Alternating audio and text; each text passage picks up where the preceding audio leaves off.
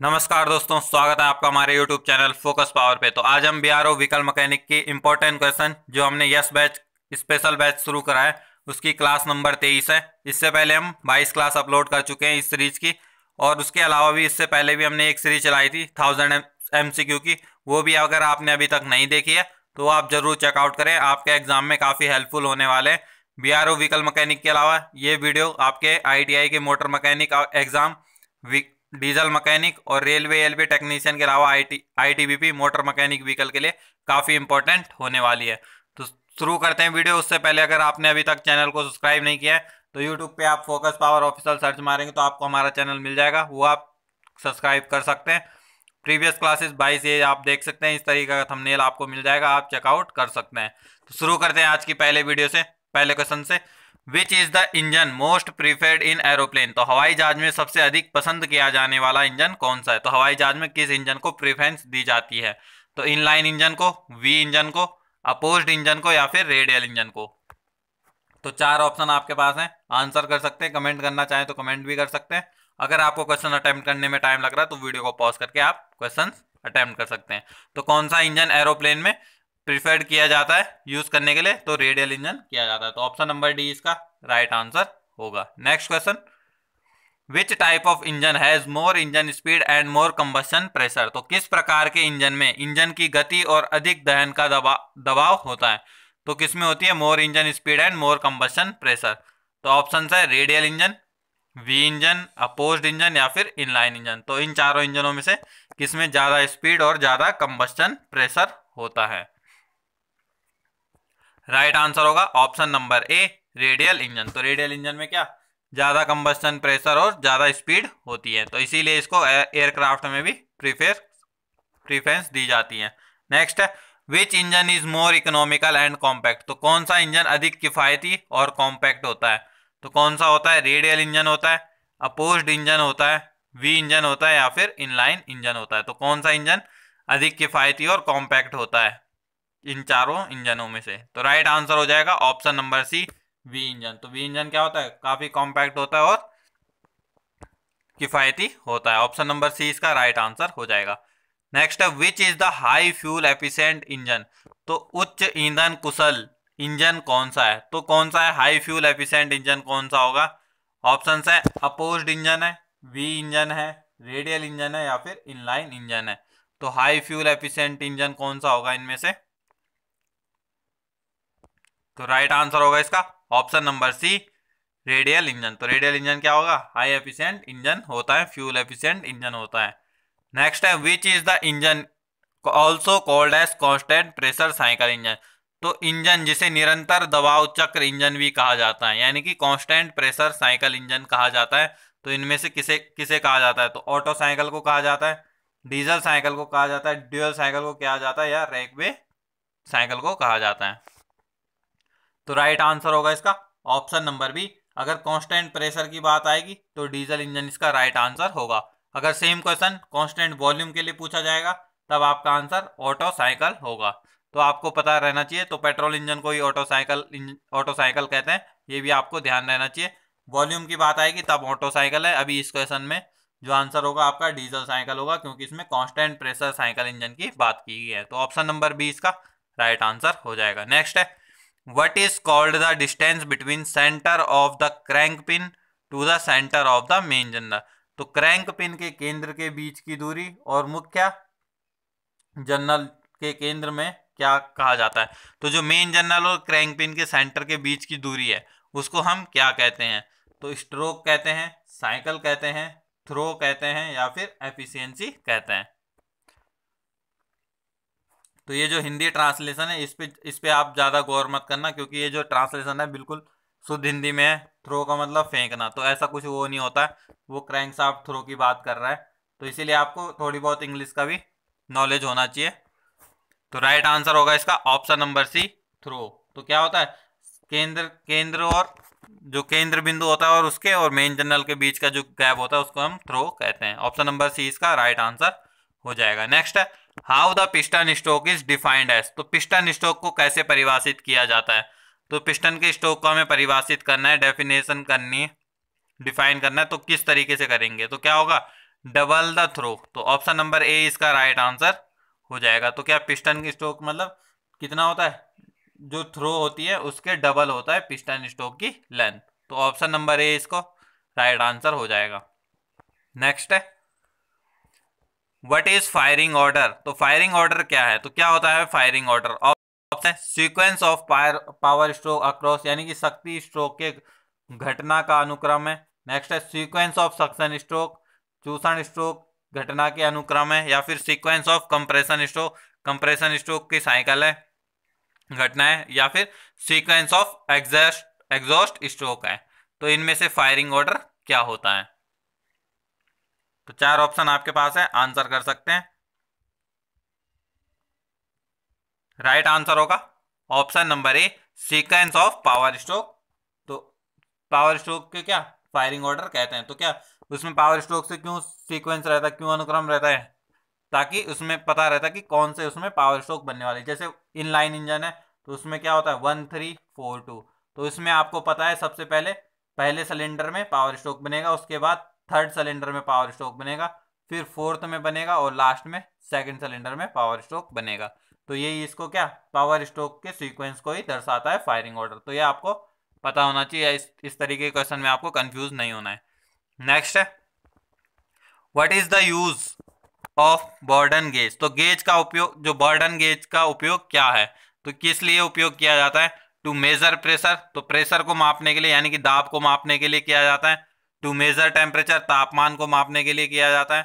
या to major volume, मात्रा को मापने के लिए किया जाता है। या फिर हीट को मापने के लिए किया जाता है, टू मेजर हीट, ताप मापने के लिए किया जाता है। तो किस लिए किया जाता है इस गेज का प्रयोग।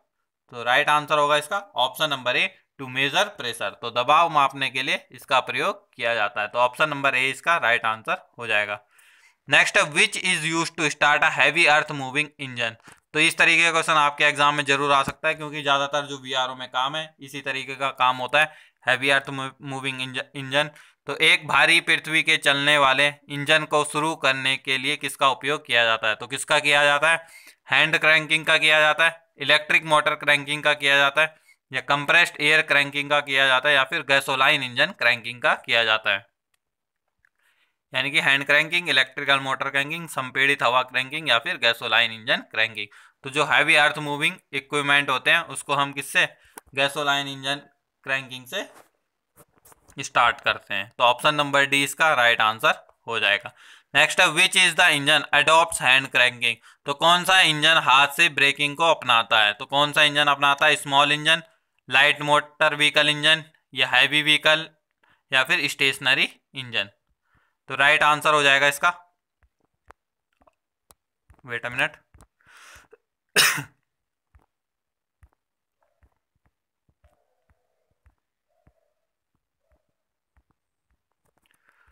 तो राइट आंसर होगा इसका ऑप्शन नंबर ए।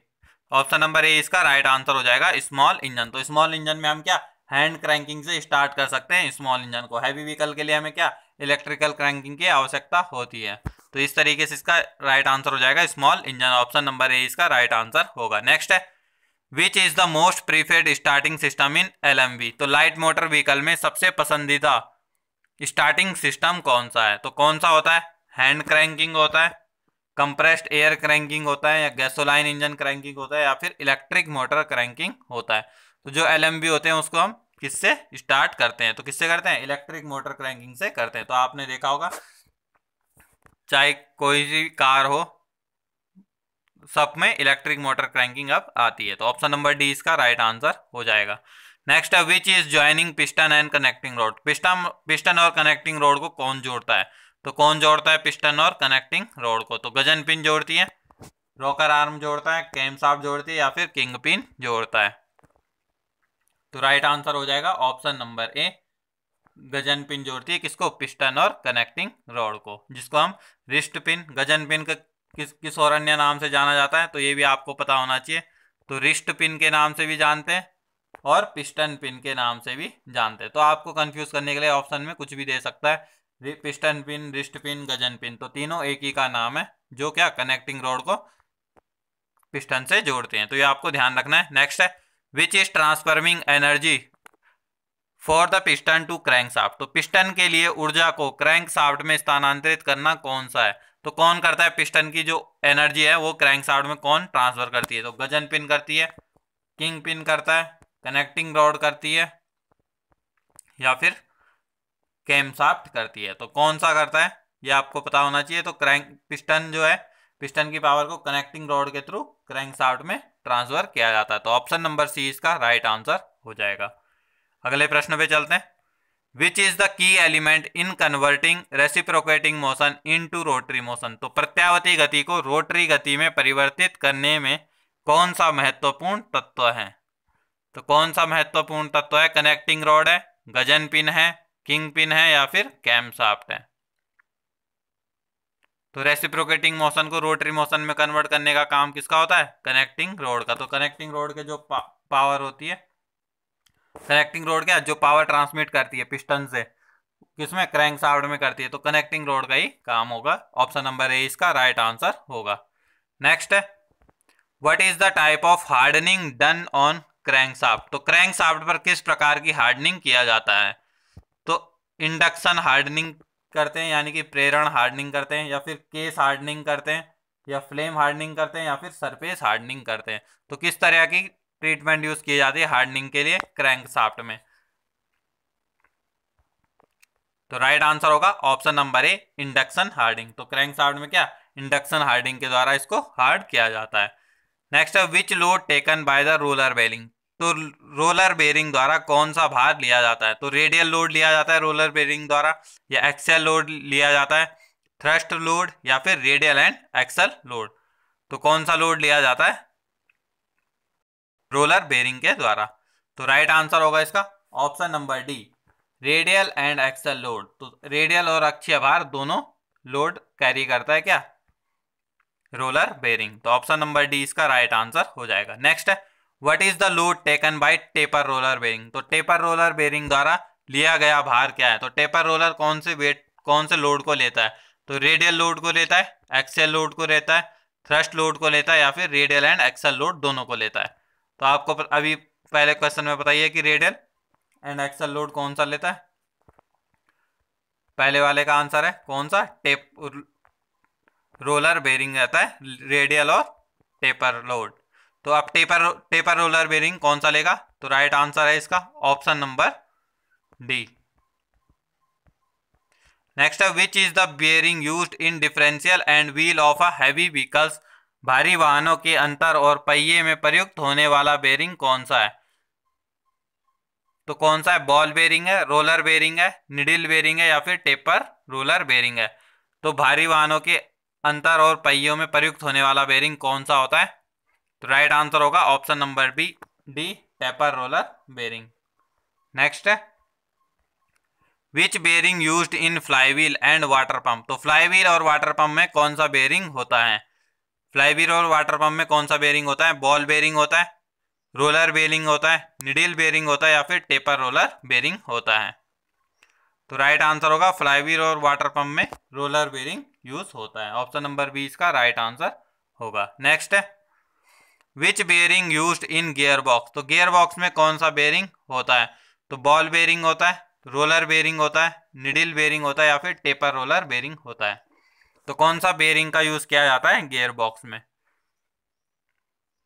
राइट आंसर होगा option number A, ball bearing का यूज किया जाता है गियर बॉक्स में। नेक्स्ट है, where the bush bearing preferred, तो बुश बेरिंग को कहाँ लगाना ज़्यादा असरदायक होता है? तो कहाँ पे होता है? कनेक्टिंग रॉड पे, फ्लाईव्हील एंड वाटर पंप पे, डिफरेंशियल एंड व्हील हब पे, या फिर गियर बॉक्स पे। तो राइट आंसर होगा जो बुश बेरिंग होता है उसका हम कहाँ पे ज़्यादातर यूज करते हैं? कनेक्टिंग रॉड पे करते हैं। कौन से एंड पे? जो स्मॉल एंड होता है, जो पिस्टन के साथ कनेक्ट होता है, वहां पे हम ज्यादातर बुश बेरिंग का यूज करते हैं। नेक्स्ट है, what is the cause for double knock in the piston, तो पिस्टन में डबल नॉक का कारण क्या होता है? तो क्या होता है पिस्टन में डबल नॉक का कारण? तो पिस्टन वर्न आउट होता है, या पिस्टन रिंग वर्न आउट होती है, या पिस्टन पिन एंड बॉस घिस जाते हैं वर्न आउट होते हैं, या फिर लीनियर वर्न आउट होता है। तो पिस्टन में डबल नॉक का क्या कारण होता है? इन चारों में से, या पिस्टन घिस जाता है, या पिस्टन रिंग घिस जाती है, या piston pin and piston Bose घिस जाते हैं, या फिर लीनियर बर्नआउट होता है। तो पिस्टन में डबल नॉक का कारण क्या है? पिस्टन पिन और बॉस का घिस जाने के कारण। ऑप्शन नंबर सी इसका राइट आंसर होगा। नेक्स्ट है, what type of bearing fitted in the connecting rod big end. तो जो कनेक्टिंग रॉड बड़े अंत में किस प्रकार का बेरिंग लगता है? तो किस प्रकार का बेरिंग लगता है?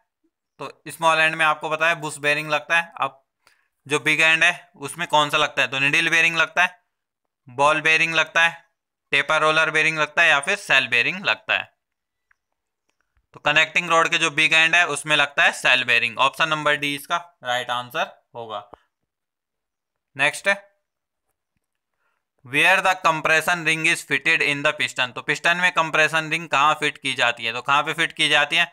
Above the oil ring, piston में तेल रिंग के ऊपर फिट की जाती है, या पिस्टन स्कर्ट के नीचे की जाती है, यानी कि bottom of the piston skirt. Third option है piston between oil ring and piston pin, यानी ऑयल रिंग और पिस्टन पिन के बीच में फिट की जाती है। या फिर लास्ट ऑप्शन है connecting rod between piston pin and bottom of skirt. तो पिस्टन पिन और स्कर्ट के बीच, नीचे के बीच रॉड को जोड़ने का काम कर। तो क्या होगा? जो कंप्रेशन रिंग होती है वो कहाँ होती है? Above the oil ring in piston. तो पिस्टन में तेल रिंग के ऊपर लगाई जाती है कंप्रेशन रिंग। और हमेशा आपको याद रखना है मिनिमम जो कंप्रेशन रिंग होगी किसी भी इंजन में, कितना भी छोटा इंजन होगा, तो मिनिमम कंप्रेशन रिंग 2 होगी। ये आपको ध्यान रखना है, काफी बार ये एग्जाम में पूछा गया है मिनिमम कंप्रेशन रिंग कितनी होती है और मिनिमम ऑयल रिंग कितनी होती है। तो एक साथ भी पूछ लेता है कि मिनिमम ऑयल रिंग और मिनिमम कंप्रेशन रिंग का कर्म अनुसार आप आंसर दे। तो ऑयल रिंग 1 होगी और कंप्रेशन रिंग 2 होगी। नेक्स्ट चलते हैं, what is the first step in removal method of flywheel. तो फ्लाईव्हील को हटाने की विधि में पहला कदम क्या है? तो क्या होता है? Unlock the lock plate wire. तो लॉक प्लेट तथा तार को अनलॉक करते हैं। नेक्स्ट है अनस्क्रू द फास्टनिंग बोल्ट। तो बंधन बोल्ट को खोलते हैं। Third option lock the flywheel with wooden piece. लकड़ी के टुकड़े के साथ फ्लाईव्हील को लॉक करते हैं। या फिर रिमूव द फ्लाईव्हील रिंग। तो फ्लाईव्हील के रिंग को निकालते हैं। तो फर्स्ट स्टेप क्या होता है फ्लाईव्हील को रिमूव करने के लिए? 4 ऑप्शन आपके पास है, आंसर कर सकते हैं। राइट आंसर होगा option number A, unlock the lock plate. Option number A इसका राइट आंसर हो जाएगा। नेक्स्ट है,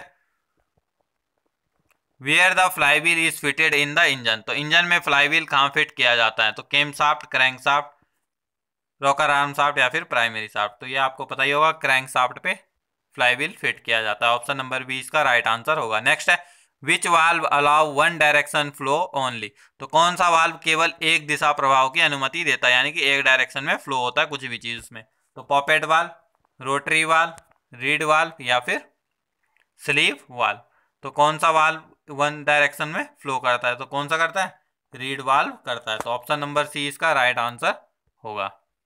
नेक्स्ट है, what is the term used for refer when a valve open before TDC. तो टीडीसी से पहले वाल्व खुलने पर संदर्भित शब्द का उपयोग क्या किया जाता है? तो टीडीसी, अगर जो टीडीसी है, टीडीसी से कुछ डिग्री पहले अगर वाल्व खुल जाता है, वाल्व टाइमिंग डायग्राम की जो मैंने अलग से एक्सप्लेनेशन वीडियो बनाई है उसमें आपको हर एक पॉइंट समझाया। तो क्या होता है? लेड होता है, लेग होता है, या ओवरलैप होता है, या फिर रिटार्ड होता है। तो क्या होगा? अगर टीडीसी से कुछ डिग्री पहले खुल रही है तो क्या होगा? वाल्व लीड होगा। अगर बीडीसी या टीडीसी के कुछ डिग्री बाद बंद हो रहा है तो उसको हम क्या कहेंगे? वाल्व लैग कहेंगे। या फिर दोनों वाल्व एक साथ खुले हैं तो उसको हम वाल्व ओवरलैप कहेंगे। तो ये सारा एक्सप्लेन किया गया है। अगर आपने अभी तक वाल्व टाइमिंग डायग्राम वाली वीडियो नहीं देखी है तो वो आप जरूर चेकआउट करें। वहां से आपको 15 से 20 क्वेश्चन बनेंगे, उसमें से कम 2 या 3 क्वेश्चन आपके एग्जाम में जरूर आएंगे। नेक्स्ट है, what is the term used to refer when a valve close after BDC. तो सेम क्वेश्चन है, अभी आपको एक्सप्लेन किया है। तो बीडीसी के बाद वाल्व बंद होने पर संदर्भित शब्द का उपयोग क्या किया जाएगा?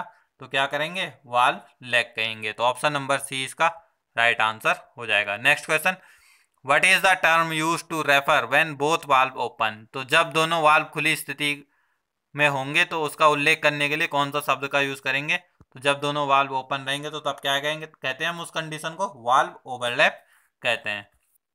तो आप वीडियो जरूर चेकआउट करें, उसमें बताया गया है कि पेट्रोल इंजन में कितने डिग्री का वाल्व ओवरलैप होता है, डीजल इंजन में कितने डिग्री का वाल्व ओवरलैप होता है, एडवांस में कितने डिग्री ओपन होता है। तो सारा एक्सप्लेन किया गया है, जरूर वॉच करें। नेक्स्ट है which is use to convert rotary into reciprocating motion. तो रोटरी को प्रत्यावर्ती गति में बदलने के लिए किसका उपयोग किया जाता है? तो किसका करते हैं? केम शाफ्ट का करते हैं, कनेक्टिंग रॉड का करते हैं, रॉकर आर्म का करते हैं, या फिर मेन शाफ्ट का करते हैं। तो रोटरी मोशन को रेसिप्रोकेटिंग मोशन में किसके द्वारा बदला जाता है? तो राइट आंसर होगा केम शाफ्ट के द्वारा बदला जाता है। तो केम शाफ्ट क्या, जो रोटरी मोशन होता है, केम शाफ्ट में जो केम लोब लगी रहती है वो क्या पुश रोड को उठाती है, तो उससे क्या होता है, जो रोटरी मोशन होती है वो क्या रेसिप्रोकेटिंग मोशन में कन्वर्ट हो जाती है। तो ये काम कौन करता है? केम शाफ्ट करता है। नेक्स्ट है which is the drive source of came shaft. तो केम शाफ्ट का ड्राइव स्रोत कौन सा होता है? तो क्या होता है ड्राइव स्रोत केम शाफ्ट का? तो क्रैंक शाफ्ट होती है, फ्लाईव्हील होता है, सेल्फ मोटर होती है, या फिर गियर बॉक्स होता है। तो राइट आंसर आपको पता ही होगा। तो केम शाफ्ट का जो सोर्स होता है, पावर ऑफ सोर्स, तो क्रैंक शाफ्ट होती है। क्रैंक शाफ्ट से केम शाफ्ट को पावर मिलती है।